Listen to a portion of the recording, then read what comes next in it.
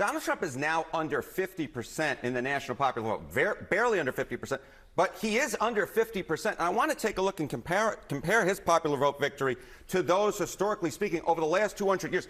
His popular vote victory ranks 44th out of 51. That ain't exactly strong. Some might argue that is weak, weak, weak, in the words of Tony Blair. In fact, his popular vote win at this point is the weakest, going all the way back. You have to go all the way back to 2000 to find a weaker one, a smaller popular vote victory than Donald Trump currently has. So, yeah, Trump has won the popular vote, but it ain't all that, my dear friend John Berman. You know, George W. Bush had a bigger popular vote in 2004, and if you're looking at a combination of popular vote and electoral college vote, look, Obama twice had bigger popular vote and electoral college vote victories. And Joe Biden did as well.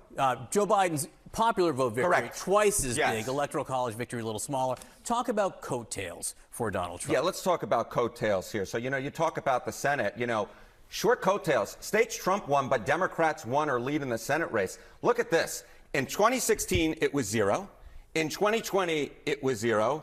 In 2024, look at this. Four states where a Senate Democratic candidate won, even though Donald Trump won. We're talking about Nevada, Arizona, Pennsylvania, I'm sorry, not Pennsylvania, Michigan and Wisconsin. That is 4 states, and Pennsylvania we still haven't called yet. That could be 5 if Bob Casey is able to mount a comeback. But even if Casey loses and Dave McCormick wins, we're talking about 4 states. In fact, I went all the way back through the history books, and this is the most Senate races that the Prez Winners Party lost in states the president won since 2004. Again, you have to go all the way back since the early 2000s to find a historical note that matches what's going on right now. So yeah, Donald Trump won, but there weren't exactly all that many Republicans, or at least fewer than you'd expect historically, who rode around in that victory car with him. What about the House? What about the House? Well, we're talking about a historically small majority potentially for the Republicans. The GOP would have a record small majority if the current House results hold. The GOP would be at 221. The Democrats would be at 214. You have to go all the way back before there were 50 states in the Union to find a smaller majority